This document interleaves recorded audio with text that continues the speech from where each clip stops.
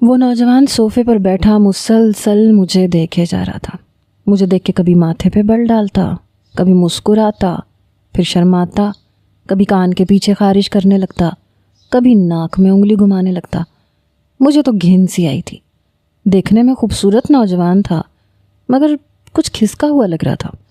میری 2-3 بار اس پہ نظر پڑی تو مجھے چور نظروں سے دیکھ کے یوں شرمانے لگا جیسے کوئی لڑکی اپنے شوہر کو دیکھ کے شرماتی ہے۔ میں نے اماں کی نظروں سے بچ کے اسے گھورا تو ماتھے پہ بل ڈالے مجھے پوری آنکھیں پھیلائے گھورنے لگا، پھر اپنے دونوں جڑے ہوئے ہونٹوں کو آگے کر کے ان پہ انگلی مارے عجیب سا منہ سے میوزک بجانے لگا۔ میں بری طرح کوفت کا شکار ہوئی تھی۔ میں اپنی والدہ کے ساتھ ایک بنگلے پر کام پہ گئی تھی۔ میری عمر 17-18 سال تھی، لیکن میں تھی بے حد خوبصورت۔ میری والدہ کے گھٹنوں میں بہت درد رہنے لگا تھا، اس لیے اب ان سے گھر کی صفائی نہیں ہوتی تھی، اس لیے وہ مجھے اپنے ساتھ لے گئیں، ورنہ میں گھر پہ اپنے چھوٹے بہن بھائیوں کی دیکھ بھال کرتی تھی۔ ملازمت تو میری ماں کرتی تھی، لیکن پچھلے 2 مہینوں سے اماں کے گھٹنوں میں درد رہنے لگا، اور اب تو یہ حال تھا کہ جب بھی وہ زیادہ کام کرتی تھیں تو چلا اٹھتی تھیں کہ بہت درد ہوتا ہے۔ اس لیے اپنے گھر کا سارا کام کاج میں صبح سویرے کر لیتی تھی، پھر اماں کے ساتھ چلی جاتی۔ جہاں میں کام کرتی تھی، بیگم صاحبہ کا وہ پاگل باولا بیٹا اس وقت صوفے پہ بیٹھا ٹی وی کے بجائے مجھے دیکھ رہا تھا اور الٹی سیدھی حرکتیں کر رہا تھا۔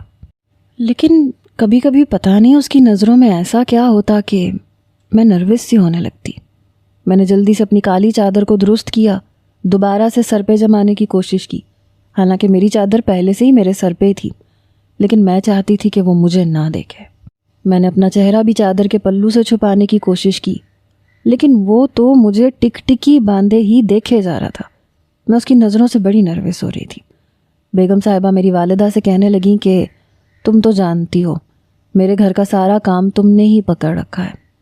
دیکھو جو تمہاری حالت ہے، میں تو یہ چاہتی ہوں کہ تم اپنے گھر پہ آرام کرو اور اپنی بیٹی کو بجائے 3-4 گھروں میں کام کروانے کے صبح سے شام تک میرے گھر پہ چھوڑ دو۔ میں پورے گھر کا کام اسے دے دیتی ہوں، کیونکہ میری باورچن بھی آج کل اپنے گاؤں گئی ہوئی ہے، اور تمہیں تو پتہ ہے مجھے اپنی کٹی پارٹیوں سے فرصت نہیں ملتی۔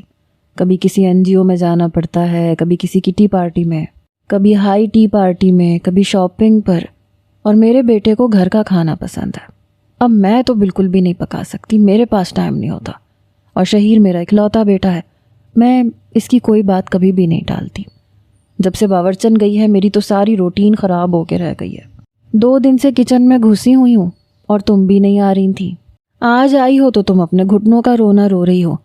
دیکھو اس طرح تو کام نہیں چلے گا۔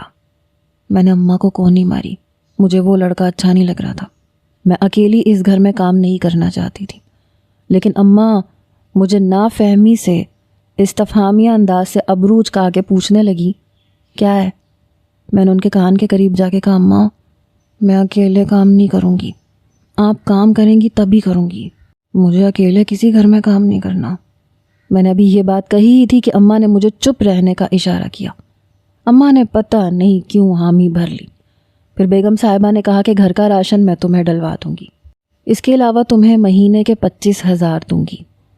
یہ سن کے تو میری ماں کی آنکھیں پھیلی کی پھیلی رہ گئیں۔ میری ماں تو بڑی خوش ہو گئی اور فوراً سے مان بھی گئیں، لیکن میرا دل نہیں مان رہا تھا کہ میں اس گھر میں کام کروں، اور وہ تو بالکل کسی پاگل کی طرح مجھے دیکھے جا رہا تھا۔ بیگم صاحبہ کہنے لگی، اچھا ٹھیک ہے، اب تم جاؤ، میں اس لڑکی کو سارا کام سمجھا دوں گی۔